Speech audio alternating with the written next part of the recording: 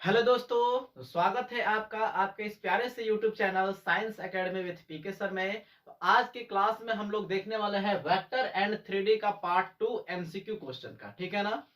इसमें पार्ट 1 में हमने बहुत सारे क्वेश्चन एमसीक्यू कराए हुए थे। अगर आपने वो वीडियो नहीं देखा है तो डिस्क्रिप्शन में उसका लिंक पड़ा है, आप जल्दी से वो वीडियो जाके जरूर देखें। ठीक है ना। अगर आप ये दोनों पार्ट अच्छे तरह से सॉल्व कर लेते हैं, अच्छे तरह से देख लेते हैं, तो आपके एग्जाम में वेक्टर एंड 3D से आने वाले हर एक एमसीक्यू क्वेश्चन को आप बहुत आसानी से सॉल्व कर पाएंगे। ठीक है ना। तो चलिए स्टार्ट करते हैं आज का क्लास, जिसमें पहला क्वेश्चन हमने लिया है क्या कि the angle between the planes this and this is what. कहता है कि दो प्लेन का इक्वेशन दिया हुआ है, उनके बीच का एंगल क्या होगा। दो प्लेन का इक्वेशन दिया हुआ है और उनके बीच का एंगल पूछ रहा है। तो जैसा कि हम पिछले क्लास में बताए थे कि जब भी कोई प्लेन का इक्वेशन दिया हो और वो कार्टेशियन फॉर्म में दिया हो, तो उसके उससे आई एक्स के पीछे वाले, वाई के पीछे वाले और जेड के पीछे वाले कंपोनेंट को अगर आप निकालते हैं तो वो डायरेक्शन रेशियो निकाल कर देता है। जैसे कि यहाँ पे आप देखिए, मान लीजिए कि ये इक्वेशन दिया हुआ है क्या, 2x plus y plus z equal to क्या 11। ये एक प्लेन का इक्वेशन दिया हुआ है। तो देखिए आई एक्स के कंपोनेंट का हो गया 2, वाई का कंपोनेंट हो गया 1 और जेड का कंपोनेंट क्या हो गया 1। तो यहां से एक्स वाई जेड का जो कंपोनेंट निकल के आता है वो डायरेक्शन रेशियो होता है। तो इस प्रकार से आपका पहला इक्वेशन से जो डायरेक्शन रेशियो निकल के आया है वो हो गया है A1 B1 एंड C1, जिसका वैल्यू है 2 1 1। इसी प्रकार से दूसरे इक्वेशन के सामने जो हम लोग लिखेंगे x minus 2y plus z equal to 5, ये इक्वेशन दिया हुआ है। अगर इससे आप डायरेक्शन रेशियो को निकालते हैं A2 B2 C2, तो निकल के आएगा 1 माइनस 2 एंड 1। ठीक है ना। तो इस प्रकार से आप किसी भी गिवन प्लेन का डायरेक्शन रेशियो उसके एक्स वाई जेड के कंपोनेंट से निकाल सकते हैं। तो अगर आपने यहाँ पे निकाल लिया डायरेक्शन रेशियो, तो उसके बाद डायरेक्ट आप फार्मूला अप्लाई करेंगे। Cos theta equal to formula क्या होता है, A1 A2 plus B1 B2 plus C1 C2 divided by under root A1 का स्क्वायर प्लस B1 का स्क्वायर प्लस C1 का स्क्वायर, A2 का स्क्वायर B2 का स्क्वायर C2 का स्क्वायर। ठीक है ना, मोड में, बिकॉज कभी भी डिस्टेंस ये लेते हैं तो निगेटिव नहीं लेते हैं। ठीक है ना। यहाँ पे समझिएगा A1 इंटू A2, यहाँ पे मल्टीप्लाई करा दीजिए 2 को 1 से, कितना हो जाएगा 2, 1 को माइनस 2 से तो माइनस 2, 1 को 1 से हो जाएगा प्लस 1 डिवाइडेड बाय इसका स्क्वायर करके रूट में जोड़ना है। तो देखिए डायरेक्ट मैं कर दे रहा हूं, 2 का स्क्वायर 4, 1 5, 5 आए कितना हो गया 6। यहाँ पे आ जाएंगे 1 का स्क्वायर 1, 2 का स्क्वायर 4, 4 1 5 आए कितना हो गया 6। तो यहाँ पे हमको मिल जाएगा cos theta is equal to, ये से कैंसिल आउट हो जाएगा, ऊपर 1 और नीचे देखिए रूट सिक्स मल्टीप्लाई होगा तो हो जाएगा क्या 6। तो थीटा बराबर अगर आप यहां से निकालें तो cos दूसरी तरफ जाके इनवर्स का फॉर्म बन जाएगा और ये हो जाएगा cos इनवर्स 1 बाई क्या 6। तो इस प्रकार से कभी भी दो प्लेन का इक्वेशन दिया गया हो तो आप उससे डायरेक्शन रेशियो निकाल लीजिए और प्रत्येक का कॉरेस्पॉन्डिंग मल्टीप्लीकेशन करके डिवाइड में उन दोनों के अलग अलग स्क्वायर करके रूट में जोड़ दीजिए और उसके बाद जो भी आपका थीटा का वैल्यू निकल के आता है वही उन दोनों प्लेन के बीच का एंगल होगा। ठीक है ना। तो यहाँ पे देखिए इस क्वेश्चन का सही आंसर क्या हो जाएगा, option number A, cos inverse 1 by 6। देखिए इसी बेस पे एक और क्वेश्चन मैं आपको करके दिखा देता हूं ताकि आप प्रैक्टिस कर पाए। ऐसे ऐसे क्वेश्चन आप घर पे भी प्रैक्टिस कर सकते हैं। यहाँ देखिए ये तो एक टाइप मैंने बता दिया कि इस टाइप से आपको प्लेन का इक्वेशन देकर और उसके बीच का एंगल पूछता है। तो वो प्लेन का इक्वेशन जरूरी नहीं है कि यही दो प्लेन का इक्वेशन दिया हो, प्लेन का इक्वेशन कुछ और भी दे सकता है। जैसे मान लीजिए कि दे दिया 3x plus 2y plus z equal to 5 and मान लीजिए माइनस में 3 या 2x प्लस माइनस ये ले लो y माइनस में ले लो z इक्वल टू ले लो 7। मान लीजिए कि ये दो प्लेन के इक्वेशन दिए गए हैं, हमको इनके बीच का एंगल फाइंड करना है। तो कैसे निकालेंगे, सिंपल शॉर्ट ट्रिक सीखिए, x को x से मल्टीप्लाई कीजिए तो कितना हो जाएगा, सिर्फ कंपोनेंट को करना है, 3 दूने हो जाएगा -6, ये देखिए, और 2 में 1 से करिएगा तो 2 एकम 2, और जेड प्लस -1 को +1 से करिएगा तो ये हो जाएगा -1, तो -6 और कितना हो गया, या इसको आप प्लस ले लीजिए, सही रहेगा। 3 दूना हो गया 6, 6 में से 1 घट गया 5, 5 से 2 कितना हो गया 7, ठीक है ना, कितना हो गया 7। अब देखिए इसका स्क्वायर करके रूट में जोड़ दीजिए, 3 3 के 9, 2 दूनी के 4, 4 आए कितना हो गया 5, तो 9 5 कितना हो गया 14, इसका रूट में आ गया 14। यहाँ पे ध्यान दीजिएगा 2 दूनी के 4, 5 आए कितना 6, ये हो गया रूट में 6। अब फॉर्मूला के अनुसार अगर देखें तो cos theta is equal to, जो क्रॉस आपने ये मल्टीप्लाई किया था बारी बारी से कॉरेस्पॉन्डिंग, उसको आप देखें तो रिजल्ट आया है 7 डिवाइडेड बाय नीचे वाले का रिजल्ट क्या आया है √14 और √6। अब यहाँ पे दोनों चूंकि एक सेम नहीं है तो अंदर अंदर मल्टीप्लाई हो जाएगा, तो cos theta is equal to 7 by 14 से 84 ले लीजिए 84, और यहाँ से थीटा का वैल्यू जब आप निकालिएगा तो cos चले जाएगा इनवर्स के फॉर्म में 7 डिवाइडेड बाय √84। तो this is your angle between two given planes. इस प्रकार से आप दो दिए गए प्लेन के बीच का एंगल निकाल सकते हैं, चाहे वो कोई भी प्लेन का इक्वेशन दिया गया हो, ठीक है ना। तो चलिए आगे बढ़ते हैं अपने नेक्स्ट क्वेश्चन की ओर। मैं इसको मिटा दे रहा हूं।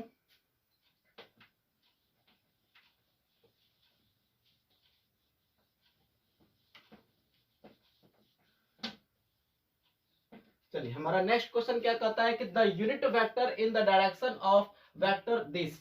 एक दिया गया वेक्टर है, पूछता है कि उस वेक्टर के डायरेक्शन में यूनिट वेक्टर क्या होगा। तो कोई बात नहीं, सिंपल सा फॉर्मूला है, जिस वेक्टर का जिस वेक्टर का यूनिट वेक्टर निकालना हो उस वेक्टर में उसी के मैग्नीट्यूड से डिवाइड करते हैं। ध्यान दीजिएगा, जिस वेक्टर के डायरेक्शन में आपको यूनिट वेक्टर निकालना हो उसी वेक्टर के मैग्नीट्यूड से उसी वेक्टर में डिवाइड देते हैं। यानी कि अगर आपको इस वेक्टर के डायरेक्शन में एक यूनिट वेक्टर फाइंड करना है तो आपको इसी वेक्टर के मैग्नीट्यूड से इसी वेक्टर में डिवाइड करना होगा। तो पहले इस वेक्टर का मैग्नीट्यूड निकाल लेते हैं। अगर आपको मैग्नीट्यूड निकालना नहीं आता है तो आप पिछले वीडियो को देखिए, उसमें मैंने बताया था कि कैसे मैग्नीट्यूड निकाला जाता है। आई कैप के कॉम्पोनेंट का स्क्वायर, जे कैप के कॉम्पोनेंट का स्क्वायर और के कैप के कॉम्पोनेंट का स्क्वायर, सभी का स्क्वायर करके रूट में जोड़ दिया जाता है, ठीक है ना, मैग्नीट्यूड निकालने के लिए। तो सिंपल सी बात है, यहाँ पे देखिए सभी का स्क्वायर करके हम रूट में अगर ऐड करें तो 1 का स्क्वायर हो जाएगा 1, 3 का स्क्वायर -3 का भी स्क्वायर करिएगा तो प्लस में ही 9 आएगा, और 5 का स्क्वायर करिएगा तो 5 कितना हो गया 25। अगर आप इसको ऐड कर दे तो कितना हो जाएगा 35। तो इस प्रकार से देखा आपने कि इस वेक्टर का मैग्नीट्यूड कितना आ गया √35। तो अगर आप इस वेक्टर का यूनिट वेक्टर निकालना चाहें तो यूनिट वेक्टर आपका आ जाएगा क्या, अभी अभी मैंने बताया, जिस वेक्टर के डायरेक्शन में यूनिट वेक्टर निकालना हो उसी वेक्टर में उसी के मैग्नीट्यूड से डिवाइड देते हैं। तो इसके मैग्नीट्यूड से इसमें डिवाइड दीजिए तो हो जाएगा i cap -3j cap plus 5k cap divided by इसका मैग्नीट्यूड क्या आ गया है √35। तो ये आपका करेक्ट हो गया यूनिट वेक्टर। अगर आप ऑप्शन में मिलाए तो यहाँ सही ऑप्शन क्या मिल जाएगा, ऑप्शन नंबर बी। जी हाँ बिल्कुल, ऑप्शन नंबर बी आपका करेक्ट आंसर हो जाएगा। तो इस प्रकार से ये देखिए बताया जा रहा है एक क्वेश्चन, ये अपने आप में एक क्वेश्चन नहीं है, ये इसके बेस पे बहुत सारे क्वेश्चन बनाए जा सकते हैं। जैसे कि अगर आप जान गए हैं, सीख गए हैं कि कैसे किसी वेक्टर का यूनिट वेक्टर निकाला जाता है, तो कोई भी वेक्टर दिया गया हो आप यूनिट वेक्टर उसका निकाल सकते हैं। कैसे निकालेंगे, तो कोई भी वेक्टर दिया गया हो उसी के मैग्नीट्यूड से उसी वेक्टर में डिवाइड करके यूनिट वेक्टर निकाला जाएगा। चलिए अगले क्वेश्चन की ओर बढ़ते हैं।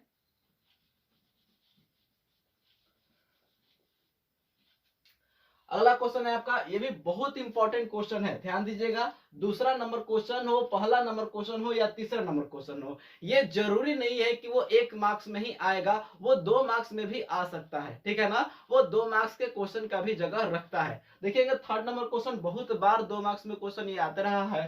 कहता है projection of A vector on B vector is equal to what. कहता है ए वेक्टर का प्रोजेक्शन बी वेक्टर पर निकालना है। तो एक बात आप याद रखेंगे, जिस वेक्टर का प्रोजेक्शन निकालना होगा जिस वेक्टर पर, तो ध्यान दीजिएगा जिस पर निकालना होगा उसका यूनिट वेक्टर निकाल देंगे। जैसे कि यहाँ पे आप ध्यान से समझिए, मान लीजिए कि ए वेक्टर का आपको प्रोजेक्शन निकालना है, किस पर निकालना है, बी वेक्टर पर। ए वेक्टर का प्रोजेक्शन बी पर निकालना है, तो जिस पर निकालना होगा ना उसका कैप निकालेंगे। उसका कैप कहने का मतलब उसका यूनिट वेक्टर निकालेंगे। तो फिलहाल यहाँ पे बी वेक्टर पर निकालना है आपको प्रोजेक्शन, इसीलिए बी वेक्टर का यूनिट वेक्टर निकालें। और बी वेक्टर का यूनिट वेक्टर कैसे निकलेगा, अभी पिछले क्वेश्चन में देख चुके हैं कि जिस वेक्टर का यूनिट वेक्टर निकालना होता है उसी वेक्टर के मैग्नीट्यूड से डिवाइड कर दिया जाता है।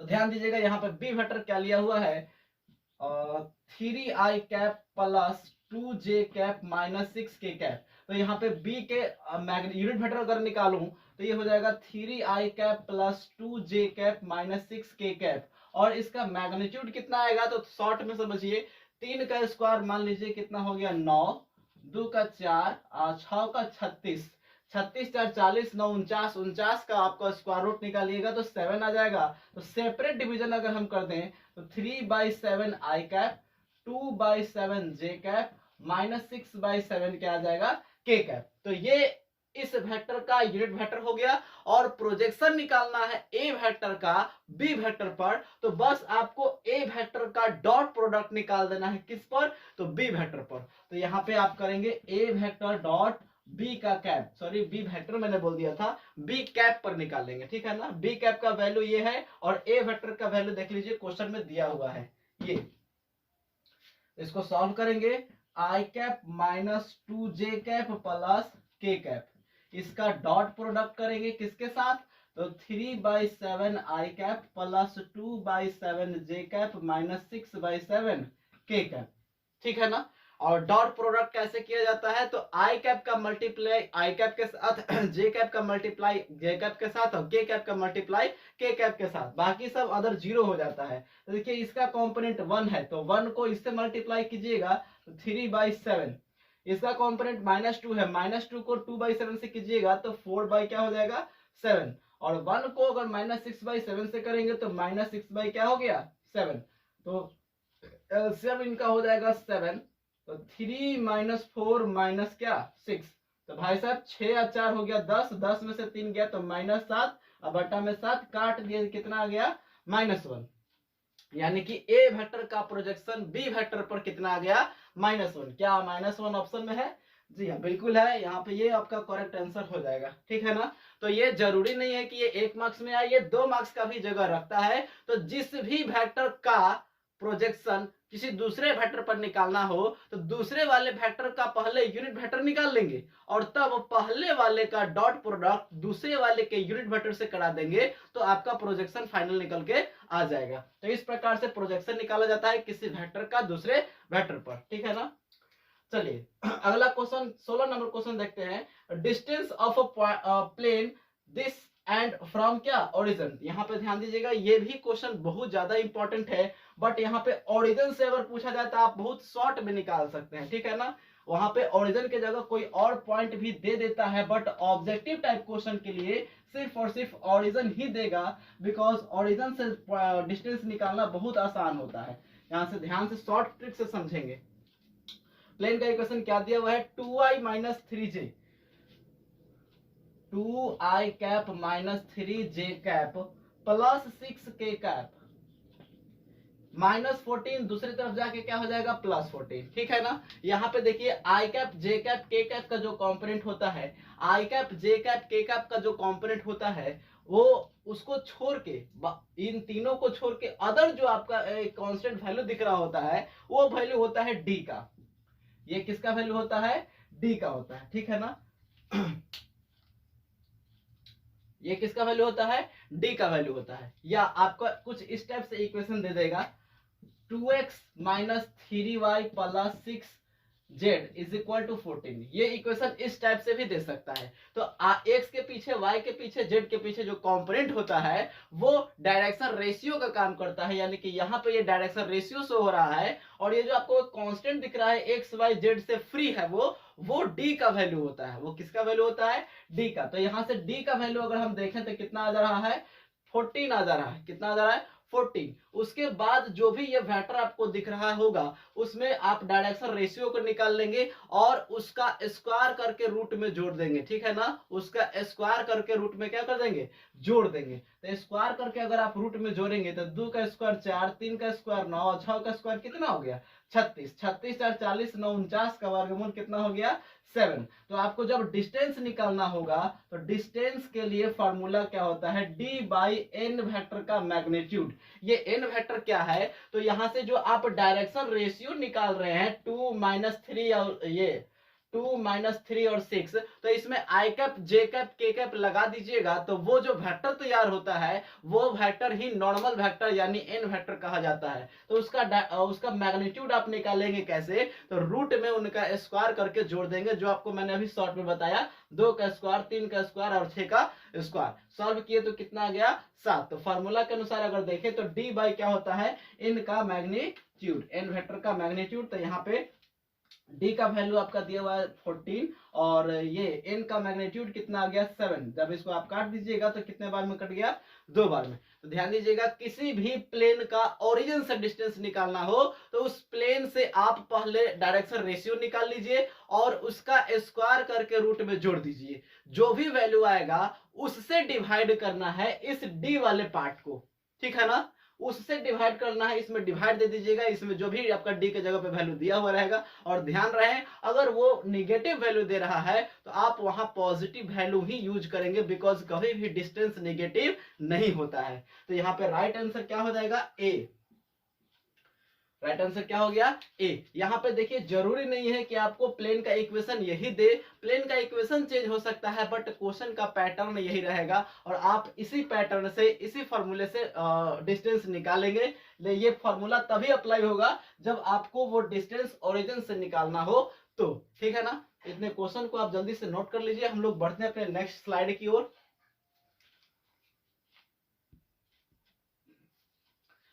चलिए, तो हम लोग आ चुके हैं अपने नए स्लाइड की ओर। हमारे नए स्लाइड में देखिए क्वेश्चन नंबर 17 क्या कर रहा है कि the direction cosine of two given lines are L1 M1 N1 and L2 M2 N2 respectively, then given lines are parallel to each other if. ध्यान दीजिएगा ये क्वेश्चन को। ये क्वेश्चन बहुत बार एग्जाम में पूछा जा चुका है और एग्जाम पॉइंट ऑफ व्यू से आपके लिए बहुत ज्यादा इंपॉर्टेंट भी है।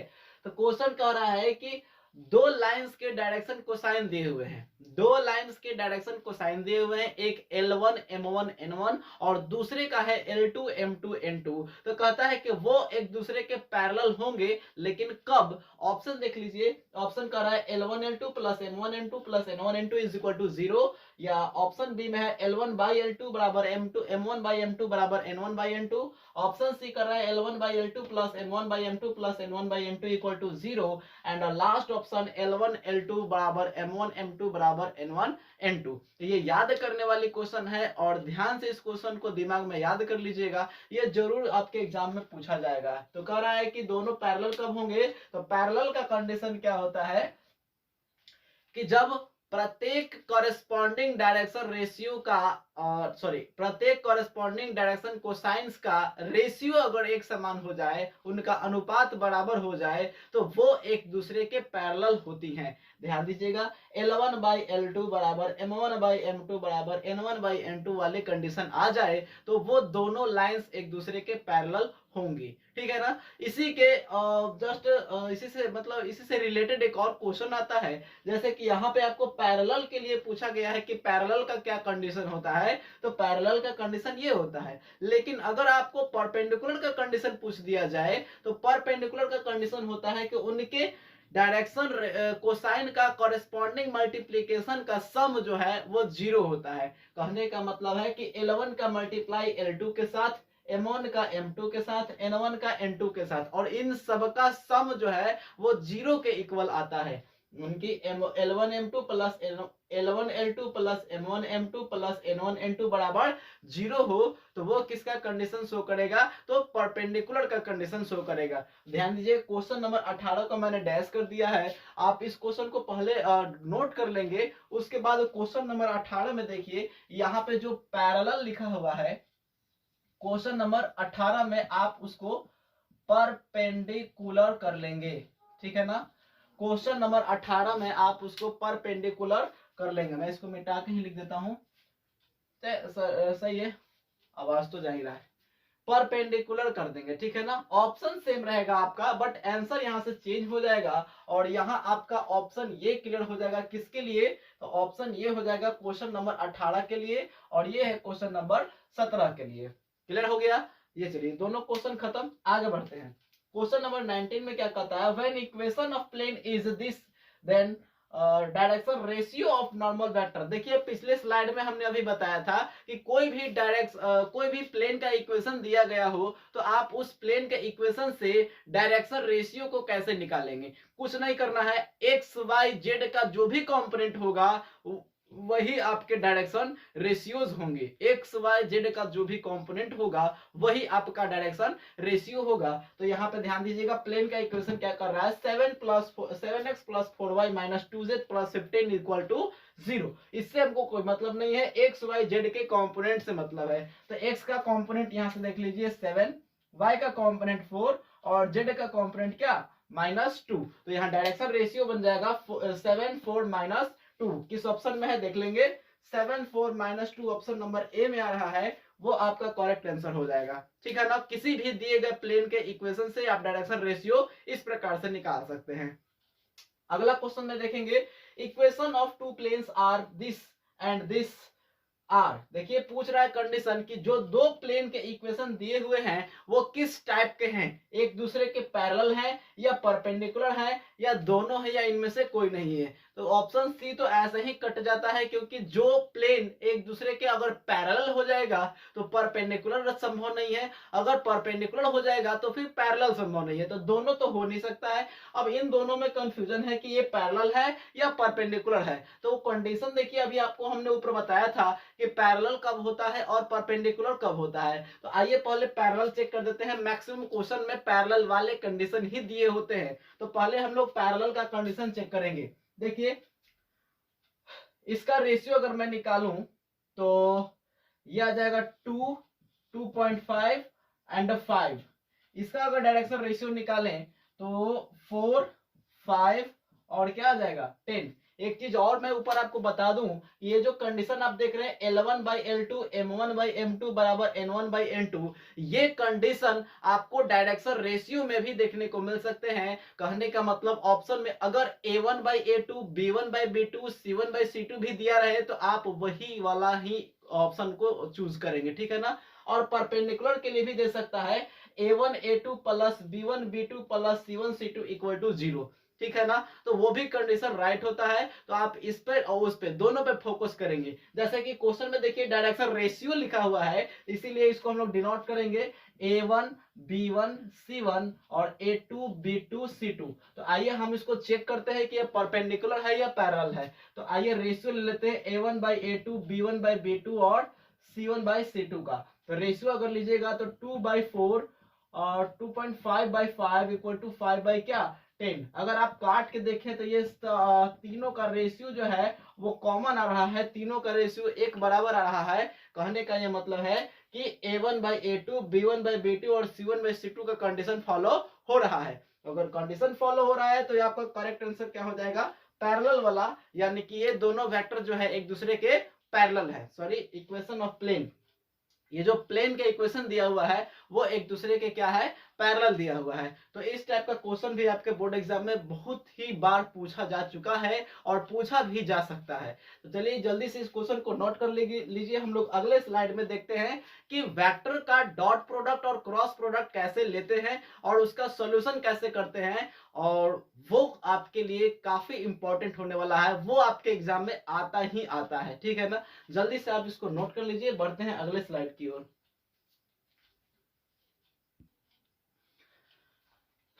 चलिए तो थोड़ा सा हम लोग कॉन्सेप्ट सीखेंगे डॉट प्रोडक्ट और क्रॉस प्रोडक्ट का, ताकि वो क्वेश्चन आप आसानी से सॉल्व कर पाए, ठीक है ना। अगर आपको कॉन्सेप्ट नहीं रहेगा याद तो आप कितना भी कोशिश कर लीजिए, वो कितना भी रट लीजिए, आप कंफ्यूज हो ही जाएंगे। तो कॉन्सेप्ट से चलेंगे, ट्रिक से चलेंगे और ध्यान से देखेंगे कि वो सब क्वेश्चन का सॉल्यूशन कैसे किया जाएगा, ठीक है ना। सारे क्वेश्चन मोस्ट इंपॉर्टेंट क्वेश्चन है आपके एग्जाम पॉइंट ऑफ व्यू से, वेरी वेरी इंपॉर्टेंट, ठीक है ना। तो पहले कॉन्सेप्ट सीखेंगे, उसके बाद सारे क्वेश्चंस को सॉल्व करेंगे, और भी क्वेश्चंस उसमें आएंगे क्रॉस प्रोडक्ट के।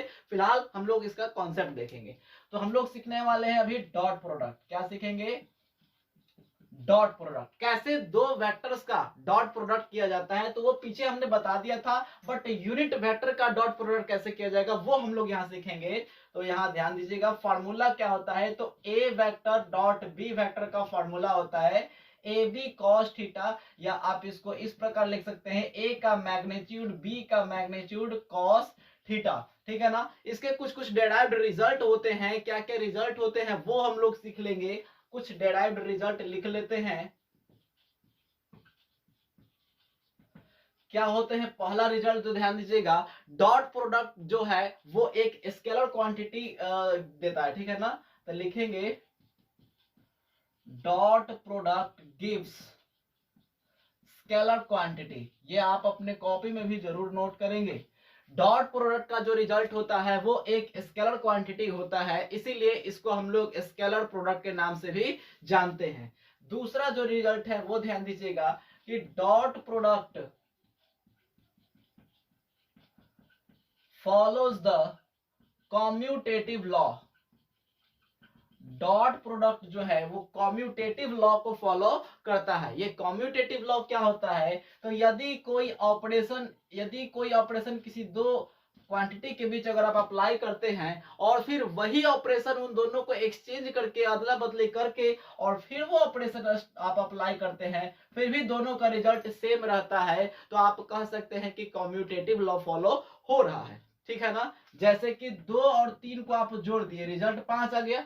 फिर इनको उलट दीजिए, 3 को आगे कर दीजिए, 2 को बाद में कर दीजिए, रिजल्ट कितना आएगा? 5। तो क्या ये कॉम्यूटेटिव लॉ को फॉलो किया? तो जी हाँ, दोनों के आपस में बदलने के बाद भी रिजल्ट में कोई बदलाव नहीं हुआ, इसीलिए ये ऑपरेशन जो है वो कॉम्यूटेटिव लॉ को फॉलो कर रहा है। तो इसी प्रकार से यहाँ कहता है कि डॉट प्रोडक्ट जो है वो कॉम्यूटेटिव लॉ को फॉलो करता है। It means A dot B और बी डॉट ए दोनों का रिजल्ट क्या होगा? सेम होगा। तो एग्जाम में क्वेश्चन पूछे जाते हैं कि A dot B equal to what, A dot B बराबर क्या होता है, तो आप सिंपल से याद रखेंगे कि वो कम्यूटेटिव लॉ को फॉलो करता है, इसीलिए ए डॉट बी और बी डॉट ए आपस में क्या हो जाएंगे? बराबर हो जाएंगे। तो चलिए इसको नोट कर लीजिए। क्वेश्चन ये रिजल्ट नंबर 3 में क्या है, कहता है कि अगर ए डॉट बी इसका रिजल्ट 0 आ जाए, मान लीजिए कि दो वेक्टर का डॉट प्रोडक्ट 0 आ गया, तो यहाँ पे दो रिजल्ट देखने को मिल सकते हैं, या तो ए वेक्टर 0 वेक्टर होगा या बी वेक्टर 0 वेक्टर होगा। एक ये रिजल्ट, अगर दोनों का डॉट प्रोडक्ट 0 आ गया तो या तो ए वेक्टर 0 है या बी वेक्टर 0 है। दूसरा रिजल्ट क्या कहता है कि थीटा जो है वो आपका 90 डिग्री हो जाएगा। थीटा कितना हो जाएगा? 90 डिग्री। इसका मतलब ये है कि ए वेक्टर परपेंडिकुलर टू क्या? B vector. तो ये ऑब्जेक्टिव क्वेश्चन में मैंने पीछे बताया भी है कि दो वेक्टर्स का डॉट प्रोडक्ट 0 होने का क्या मतलब है, तो उनका डॉट प्रोडक्ट 0 होना, ठीक है ना। दो वेक्टर आपस में परपेंडिकुलर कब होते हैं? जब उनका डॉट प्रोडक्ट 0 आ जाए। दो वेक्टर आपस में परपेंडिकुलर कब होते हैं? जब उनका डॉट प्रोडक्ट 0 आ जाए। तो वेरी वेरी इंपॉर्टेंट है, इसको याद रखिएगा, बहुत बार एग्जाम में पूछा जाता है। चौथा नंबर रिजल्ट क्या कहता है कि अगर आप किसी वेक्टर का, ध्यान दीजिएगा, किसी वेक्टर का आप उसी वेक्टर के साथ डॉट प्रोडक्ट करेंगे तो उस वेक्टर का मैग्नीट्यूड का स्क्वायर प्राप्त होता है। इसको आप ऐसे लिखो या ऐसे लिखो, दोनों एक ही बात है। ये कैसे आया ये थोड़ा समझते हैं। ए वेक्टर डॉट ए वेक्टर अगर आप करें तो फार्मूला के अनुसार ए वेक्टर का मैग्नीट्यूड इनटू ए वेक्टर का मैग्नीट्यूड इनटू कॉस थीटा। ये बताइए कि जब दोनों वेक्टर सेम वेक्टर है तो उनके बीच का एंगल तो 0 डिग्री ही होगा ना। जब दोनों एक ही वेक्टर है तो उनके बीच तो कोई एंगल बनेगा नहीं, इसीलिए यहाँ पे एंगल कितना यूज होगा? 0 डिग्री। अब बताइए कि cos 0 का मान क्या होता है, तो 1। इन दोनों को अगर आप मल्टीप्लाई करें तो ए वेक्टर के मैग्नीट्यूड का स्क्वायर ही तो मिला, इनटू में 1 आप करेंगे तो ए वेक्टर के मैग्नीट्यूड का स्क्वायर आपका फाइनल रिजल्ट हो जाएगा। तो इस प्रकार से जब किसी भी वेक्टर का आप डॉट प्रोडक्ट उसी वेक्टर से करते हैं तो उसके मैग्नीट्यूड का स्क्वायर प्राप्त होता है। ठीक है ना, जल्दी से आप इसको नोट कर लीजिए, तब तक हम इसको मिटा देते हैं, स्क्रीनशॉट भी ले सकते हैं आप। उसके बाद हम लोग यूनिट वेक्टर का डॉट प्रोडक्ट देखेंगे कि यूनिट वेक्टर का डॉट प्रोडक्ट कैसे किया जाता है। हो गया, चलिए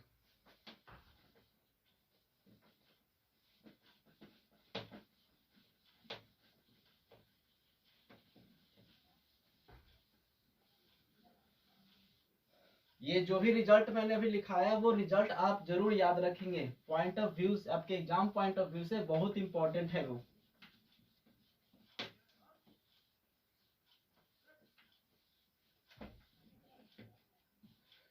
चलिए अगला टॉपिक है हमारा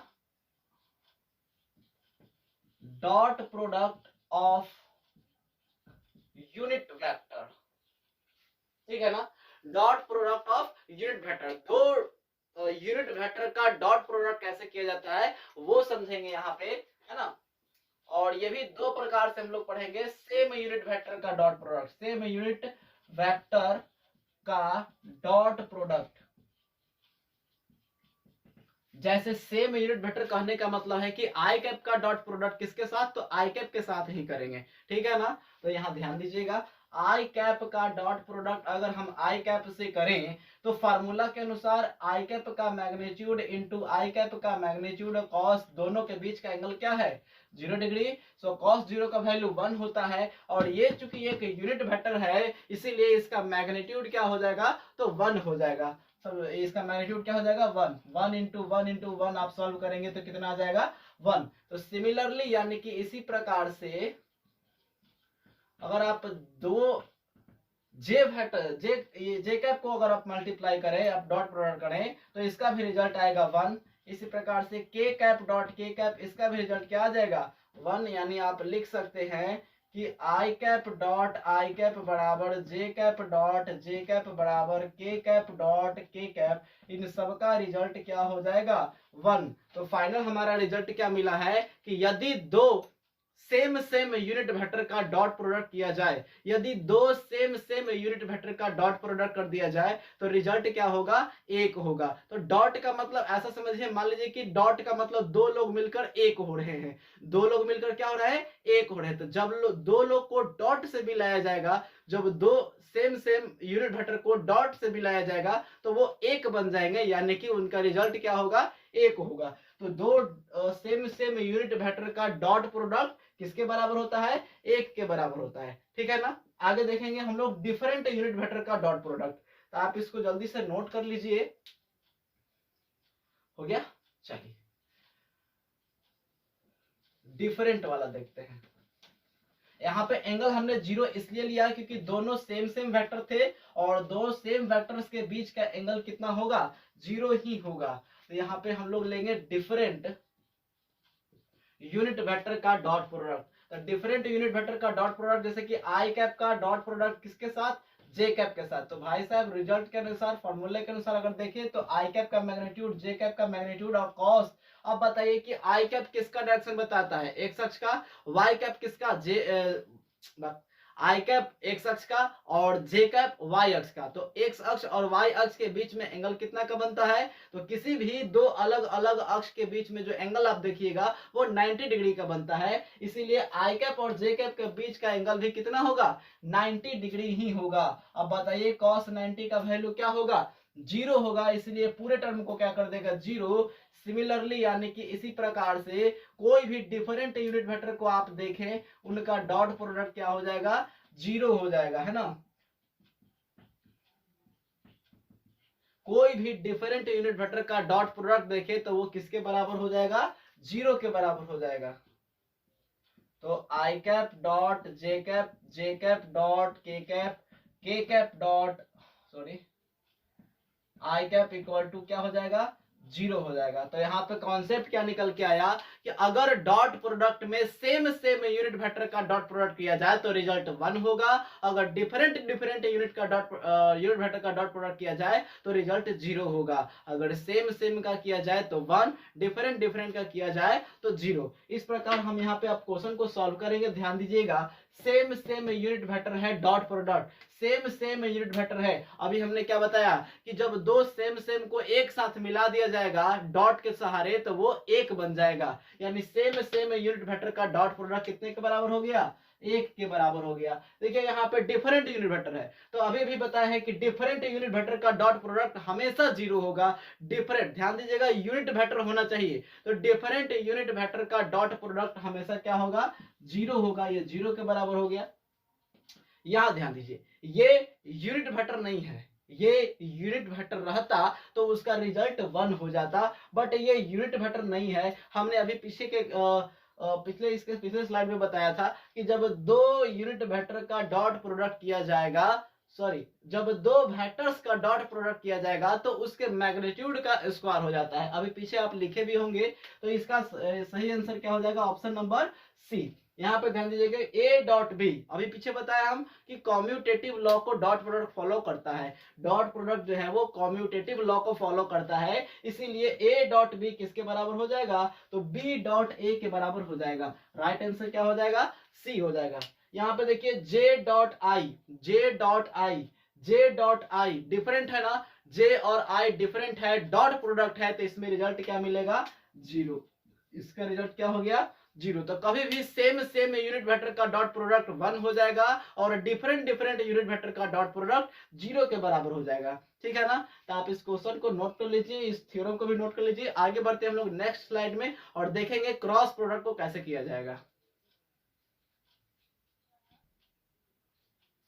चलिए, हमारा अगला स्लाइड आ चुका है। अगला स्लाइड में देखिए हमारा क्या सीखना है हमको? Cross product. क्रॉस प्रोडक्ट में क्या क्या थ्योरम्स होते हैं, क्या क्या रिजल्ट होते हैं, वो सीखेंगे हम लोग। तो क्रॉस प्रोडक्ट का पहले फॉर्मूला देख लीजिए, A cross B equal to होता है ए का मैग्नीट्यूड बी का magnitude sine theta N cap. ये एन कैप क्या है? तो एन कैप एक यूनिट वेक्टर है जो एक डायरेक्शन बताने का काम करता है। किसका डायरेक्शन? तो ए क्रॉस बी का डायरेक्शन बताता है। तो एन कैप जो है वो एक यूनिट वेक्टर है, लेकिन ध्यान दीजिएगा वो अपना रूप तीनों में बदल सकता है।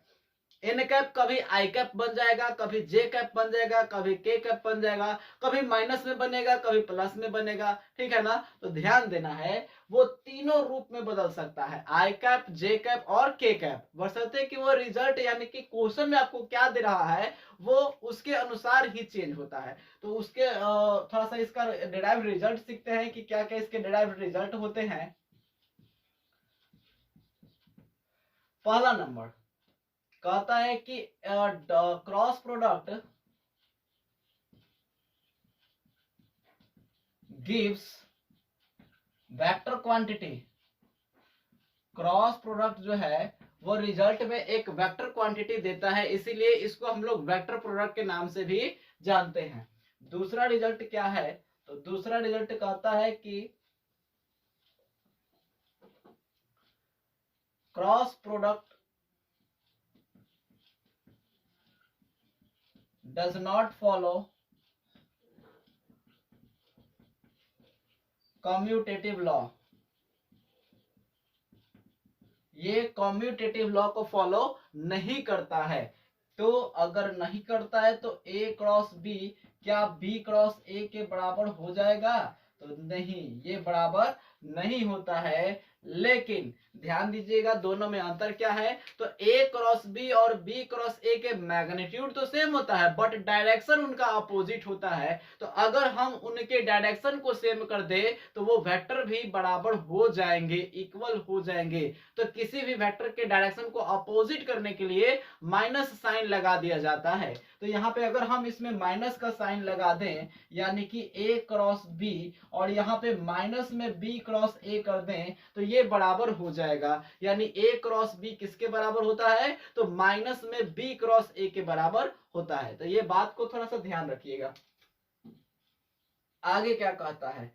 किसी भी वेक्टर का उसी वेक्टर के साथ क्रॉस प्रोडक्ट, किसी वेक्टर का उसी वेक्टर के साथ क्रॉस प्रोडक्ट हमेशा जीरो वेक्टर आता है। क्यों? क्योंकि दो सेम वेक्टर की बात हो रही है तो उनके बीच का एंगल कितना होगा? 0 डिग्री। अब 0 डिग्री अगर आप इस फॉर्मूला में पुट करेंगे तो साइन 0 का मान 0 हो जाता है और वो सारे टर्म को क्या कर देगा? 0 कर देगा। तो इस प्रकार से ए क्रॉस ए यानी कि दो सेम वेक्टर का जब आप क्रॉस प्रोडक्ट कराएंगे तो उनका रिजल्ट क्या मिलेगा? 0 वेक्टर मिलेगा। तो ध्यान दीजिएगा इस रिजल्ट को। चौथा रिजल्ट कहता है कि ए क्रॉस बी का रिजल्ट अगर आपको 0 मिले तो क्या क्या कंडीशंस हो सकते हैं। तो अभी पिछला जैसे मैंने बताया था यहाँ पे भी दो रिजल्ट होंगे, या तो ए वेक्टर का मैग्नीट्यूड 0 होगा या बी वेक्टर का मैग्नीट्यूड 0 होगा, या अगर ये कंडीशन नहीं हो रहा है तो थीटा का मान 0 या 180 हो जाएगा, या आप कह सकते हैं कि ए वेक्टर पैरेलल क्या होगा? B vector. यानी कि जब दो वेक्टर का डॉट प्रोडक्ट 0 आएगा, सॉरी ए डॉट बी का मान 0 आएगा तो वो दोनों एक दूसरे के परपेंडिकुलर होंगे, या दोनों में से कोई एक 0 वेक्टर होगा। या अगर उनके क्रॉस प्रोडक्ट का मान 0 वेक्टर आएगा, क्रॉस प्रोडक्ट का मान 0 वेक्टर होगा तो या तो इनका मैग्नीट्यूड 0 या इनका मैग्नीट्यूड 0 होगा, या वो दोनों वेक्टर एक दूसरे के क्या होंगे? पैरेलल होंगे। क्लियर है ना? तो इस स्लाइड को आप नोट कर लीजिए। तो आगे हम लोग यूनिट वेक्टर का डॉट प्रोडक्ट के बारे में सीखते हैं कि दो यूनिट वेक्टर का डॉट प्रोडक्ट तो हो गया है, क्रॉस प्रोडक्ट कैसे सॉल्व करेंगे इसको जल्दी से नोट कीजिए। चलिए क्रॉस प्रोडक्ट, दो यूनिट वेक्टर का क्रॉस प्रोडक्ट सीखेंगे हम लोग। ध्यान दीजिएगा सेम यूनिट वेक्टर का क्रॉस प्रोडक्ट कैसे किया जाएगा। तो यहाँ पे हमने दो वेक्टर लिए हैं, एक आई कैप और एक जे कैप, सॉरी दोनों आई कैप, सेम यूनिट वेक्टर बोल रहा है ना, इसलिए दोनों को क्या लिया गया है? I cap. तो हम लोग यहाँ पे क्रॉस प्रोडक्ट का फॉर्मूला अगर अप्लाई करें तो आई कैप का मैग्नीट्यूड इंटू आई कैप का मैग्नीट्यूड। अब बताइए कि दोनों जब सेम वेक्टर है तो उनका बीच का एंगल कितना होगा? 0 डिग्री। कितना होगा? 0 डिग्री। तो यहाँ पे साइन हमने क्या लिया है? 0 डिग्री लिया है। एन कैप, ध्यान दीजिएगा साइन 0 डिग्री का वैल्यू हो जाता है 0, इसीलिए ये सारे टर्म को क्या कर देगा? 0 कर देगा। तो i cap dot i cap cross i cap का रिजल्ट क्या मिलेगा? 0। तो ध्यान दीजिएगा कभी भी किसी भी दो वेक्टर का क्रॉस प्रोडक्ट 0 ही होगा। कभी भी दो सेम वेक्टर का क्रॉस प्रोडक्ट 0 ही आएगा, चाहे वो यूनिट वेक्टर हो या ना हो। वो यूनिट वेक्टर नहीं भी होगा फिर भी उसका क्रॉस प्रोडक्ट कितना आएगा? 0 ही आएगा। अगला पे देखिए सिमिलरली लिखा है इसी प्रकार से जे कैप क्रॉस जे कैप भी 0 के बराबर होगा, के कैप क्रॉस के कैप भी 0 वेक्टर के बराबर ही होगा। ठीक है ना? ये वेक्टर हम क्यों लगा रहे हैं? बिकॉज आपको शुरू में ही बताया गया है कि दो वेक्टर्स का जब क्रॉस प्रोडक्ट करते हैं तो रिजल्ट एक वेक्टर क्वांटिटी आती है। तो यहाँ पे हमने 0 वेक्टर लिया है। क्या लिया है? 0 वेक्टर लिया है। ठीक है ना? तो ये तो हो गया सेम यूनिट वेक्टर का क्रॉस प्रोडक्ट। तो आगे बढ़ते हैं और देखते हैं डिफरेंट यूनिट वेक्टर का क्रॉस प्रोडक्ट करेंगे तो कैसे करेंगे। और ये सबसे ज्यादा इंपॉर्टेंट है, बच्चे इसमें बहुत ज्यादा कंफ्यूज होते हैं। तो इसको मैं आपके ट्रिक के माध्यम से बता दूंगा कि कैसे याद रखेंगे। ठीक है ना? तो देखिए डिफरेंट यूनिट वेक्टर का क्रॉस प्रोडक्ट, डिफरेंट का मतलब देखिए आई कैप क्रॉस क्या करेंगे? जे कैप, आई कैप क्रॉस जे कैप। तो यहाँ पे ट्रिक क्या है? ट्रिक ये है कि कभी भी दो डिफरेंट यूनिट वेक्टर का क्रॉस प्रोडक्ट किया जाएगा तो रिजल्ट तीसरा वाला में आ जाएगा। जैसे आई का क्रॉस जे के साथ करा रहे हैं तो रिजल्ट में के आएगा। तीन यूनिट वेक्टर होंगे, एक आई कैप, एक जे कैप और एक के कैप। आई कैप, जे कैप, के कैप, जिन दो का मेंशन आपको यहाँ पे किया हुआ रहेगा रिजल्ट में वो तीसरा आ जाएगा जो इसमें मेंशन नहीं किया हुआ है। जैसे कि आई और जे का मेंशन किया हुआ है तो रिजल्ट में क्या आएगा? के आएगा। लेकिन प्रॉब्लम वाली बात यह है कि वो कभी प्लस में आएगा तो कभी माइनस में आएगा। तो ये कैसे पता लगाए कि कब प्लस में आएगा और कब माइनस में आएगा? बच्चे कितना भी बता दो वो कंफ्यूज हो ही जाते हैं। तो एक ट्रिक के माध्यम से आप समझने का प्रयास करेंगे। सभी बच्चे तो ABCD पढ़े ही होंगे। तो देखिए पहले आई आता है, तब जे आता है, उसके बाद क्या आता है? के। ABCD के माध्यम से समझने का प्रयास करेंगे। पहले आई कैप, तब जे कैप, तब के कैप। ABCD में पहले आई, तब जे और तब के। अगर आपका क्वेश्चन जो पूछा हुआ है उसका ऑर्डर सही है तो आपका रिजल्ट पॉजिटिव होगा। अगर आपका ऑर्डर उल्टा रहा है तो आपका रिजल्ट निगेटिव होगा। उल्टा सीधा कहने का मतलब देखिए यहाँ पे आई कैप क्रॉस जे कैप, पहले आई है तब जे है, और यहाँ पे ध्यान दीजिएगा एबीसीडी वाले अल्फाबेट में पहले आई होता है तब जे होता है, ठीक है ना। तो आपका क्वेश्चन का जो ऑर्डर है वो तो सही है, आई के बाद जे आता है, और ये भी क्वेश्चन में आई के बाद जे ही दे रहा है, ठीक है ना। तो इस प्रकार से आपका जो ऑर्डर है वो राइट है, सीधा है, और जब भी ऑर्डर सीधा आएगा तो रिजल्ट में पॉजिटिव वैल्यू लेना है। तो ध्यान दीजिएगा आई कैप क्रॉस जे कैप का रिजल्ट क्या हो जाएगा, के कैप। कभी भी दो डिफरेंट यूनिट वेक्टर का क्रॉस प्रोडक्ट अगर आप कर रहे हैं तो जिन दो का आप क्रॉस प्रोडक्ट कर रहे हैं वो रिजल्ट आपका तीसरा वाला आके देगा। जैसे आई और जे का कराए तो रिजल्ट क्या हो गया, के में। अगर आपको यही कहा जाए, ध्यान दीजिएगा यहाँ एक और बात समझ लीजिएगा, आई तब जे और तब के, और के के बाद फिर किसके पास आना है, आई के पास, ठीक है ना।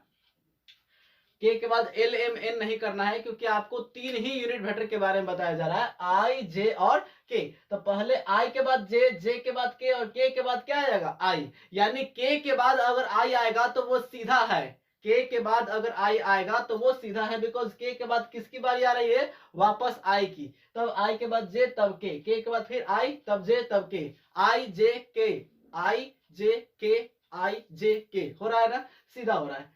यहाँ पे ध्यान दीजिएगा अगर हम दूसरे की बात करेंगे तो जे क्रॉस आई, जे क्रॉस आई, देखिए जे के बाद के की बारी है, बट उल्टा यहाँ पे हो गया, जे के बाद के बोल रहा है।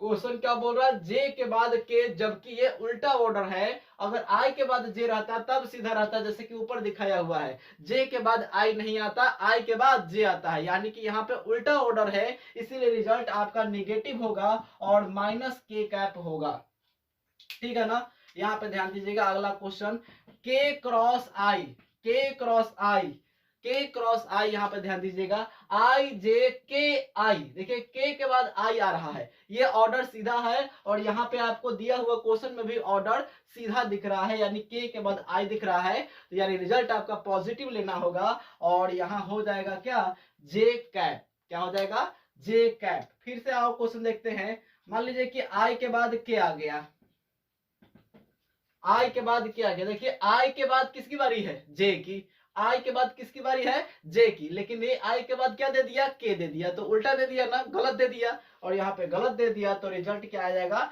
निगेटिव, यानी माइनस में हो जाएगा जे कैप, ठीक है ना। तो इस प्रकार से आप इस ट्रिक के माध्यम से समझ सकते हैं कि कब पॉजिटिव लेना है और कब नेगेटिव लेना है। खाली यही बात ध्यान में रखना होगा कि डिफरेंट यूनिट वेक्टर का क्रॉस प्रोडक्ट जब भी होगा तो उनका रिजल्ट वो तीसरा वाला आके बताएगा जो उसमें मेंशन नहीं किया हुआ है। जैसे क्वेश्चन है कि आई क्रॉस आई, हमने अभी ट्रिक दिया क्या, हमने अभी पीछे बताया था कि कभी भी सेम यूनिट वेक्टर का क्रॉस प्रोडक्ट की बात आए तो जीरो लेंगे, सेम यूनिट वेक्टर के क्रॉस प्रोडक्ट की बात आए तो जीरो लेंगे। देखिए क्रॉस प्रोडक्ट में सेम दिया हुआ है, इसलिए रिजल्ट क्या हो जाएगा, जीरो हो जाएगा, इसका फाइनल क्या हो जाएगा, जीरो। जे के, देखिए यहाँ पे डिफरेंट है, जे है के है, बताइए कि जे के बाद के आता है या नहीं आता है, जे के बाद के आता है कि नहीं आता है, ये सीधा है या उल्टा, जे के बाद के दिया है तो सीधा ऑर्डर है, और सीधा ऑर्डर रहेगा तो रिजल्ट पॉजिटिव लेंगे, और यहाँ पे रिजल्ट पॉजिटिव ही सारे लिए हुए हैं, तो जे के इसमें कौन सा मेंशन नहीं है, तो आई मेंशन नहीं किया है, और हमारा राइट आंसर क्या हो जाएगा, आई कैप।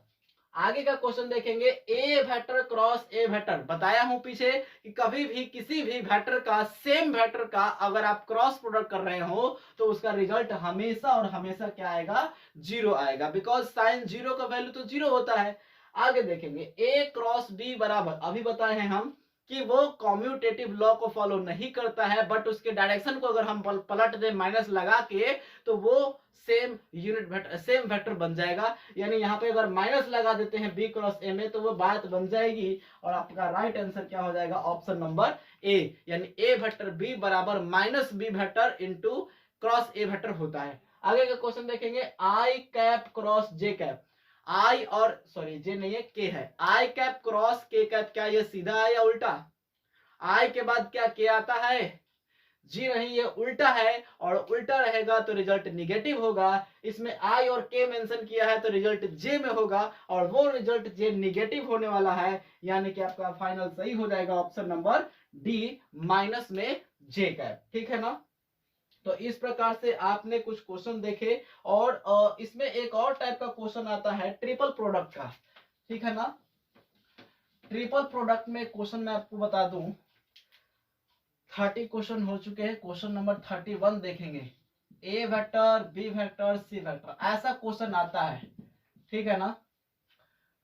मान लीजिए यहां भी ए वेक्टर कर दिए, तो ट्रिपल प्रोडक्ट में खासकर ये क्वेश्चन ही आता है कि ऐसा क्वेश्चन दिया हुआ रहेगा तो इसका रिजल्ट क्या होगा। तो ध्यान दीजिएगा, कभी भी ट्रिपल प्रोडक्ट में अंदर जो वेक्टर दिया हुआ रहेगा, अगर दो वेक्टर सेम हो या आप कह सकते हैं कि एक से अधिक वेक्टर अगर सेम सेम आ जाए तो उनका रिजल्ट ऑलवेज क्या होता है, जीरो होता है। उनका रिजल्ट ऑलवेज क्या होता है, जीरो होता है। जैसे कि देखिए अंदर दो वेक्टर सेम है, एक ए वेक्टर और दूसरा भी क्या है, ए वेक्टर, तो इसका रिजल्ट हमेशा क्या आएगा, जीरो आएगा। ये क्वेश्चन पूछने का अलग अलग तरीका हो सकता है, यानी कि आपको ए वेक्टर, बी वेक्टर, ए वेक्टर ऐसे भी दे सकता है, A vector, C vector, C vector ऐसे, मतलब कि अंदर कोई भी दो क्या कर देगा, जीरो कर देगा, या दो से अधिक भी जीरो कर सकता है। सॉरी, जीरो बोल रहे, सेम ऐसे। तीन भी सेम हो जाएगा तो रिजल्ट क्या मिलेगा, जीरो ही मिलेगा। तीन सेम हो जाएगा तब भी रिजल्ट क्या मिलेगा, जीरो मिलेगा। तो इसको भी ध्यान में रखिएगा। और ध्यान दीजिए एक और क्वेश्चन, ऐसा क्वेश्चन भी पूछा जाता है, आई कैप, जे कैप, के कैप। ठीक है ना। आई कैप, जे कैप, के कैप से भी क्वेश्चन पूछे जाते हैं। तो एक मैं आपको फॉर्मूला बता दूं ट्रिपल प्रोडक्ट का, आप इसको नोट कर लेंगे जरूर से। ठीक है ना, स्क्रीनशॉट भी ले लीजिए। चलिए समझिएगा इसको। ट्रिपल प्रोडक्ट का फॉर्मूला क्या होता है, तो ए vector, B vector, C vector, ये जो ट्रिपल प्रोडक्ट है, तो पहला वाला का डॉट प्रोडक्ट बाकी दोनों के क्रॉस प्रोडक्ट के साथ होता है। ठीक है ना। ए वेक्टर डॉट बी क्रॉस क्या होता है, सी। तो बताइए कि आई कैप, जे कैप, के कैप है, तो इसका अगर हम सॉल्यूशन करेंगे तो आई कैप का डॉट प्रोडक्ट जे कैप क्रॉस के कैप के साथ। आप ही बताइए, जे क्रॉस के क्या हो गया, जे के सीधा है या उल्टा है, सीधा है। तो सीधा है तो बताइए रिजल्ट तीसरा वाला होगा ना। तो आई कैप तो पीछे से पहले ही से है और इसका रिजल्ट भी आ गया आई कैप। और आई कैप डॉट आई कैप पीछे हम बता चुके हैं कि सेम सेम यूनिट वेक्टर का डॉट प्रोडक्ट कितना होता है, 1 होता है। तो इसका फाइनल रिजल्ट क्या मिल गया, 1 मिल गया। तो इस प्रकार से बहुत सारे क्वेश्चन बनाए जा सकते हैं। तो जितना क्वेश्चन मैंने आपको बताया, अगर आप उतना अच्छा से प्रैक्टिस कर लेते हैं तो जितना भी क्वेश्चन वेक्टर से या 3D से ऑब्जेक्टिव टाइप क्वेश्चन पूछे जाएंगे, एक भी क्वेश्चन आपसे छूटने वाला नहीं है। सारे क्वेश्चन को अच्छे से तैयार कर लेंगे, सारे क्वेश्चन को अच्छे से रिवीजन कर लेंगे। आप बार बार इस वीडियो को देख लीजिएगा तो सारा क्वेश्चन आपका क्लियर हो जाएगा, क्योंकि बड़े अच्छे कॉन्सेप्ट के साथ मैंने ये सारे क्वेश्चन को समझाए हैं। तो चलिए आज की क्लास में इतना ही क्वेश्चन रहने देते हैं। मिलते हैं अगले वीडियो में किसी नेक्स्ट चैप्टर के साथ और उसका भी एमसीक्यू क्वेश्चन हम लोग करेंगे, ताकि सारे एमसीक्यू क्वेश्चन आपके एग्जाम में अच्छे से सॉल्व हो पाए। तब तक के लिए बाय बाय, धन्यवाद। इसको ट्राई कीजिए और ऐसे क्वेश्चन को आप अपने कॉपी में भी नोट करके आप एग्जाम के लिए प्रिपेयर कीजिए। ठीक है।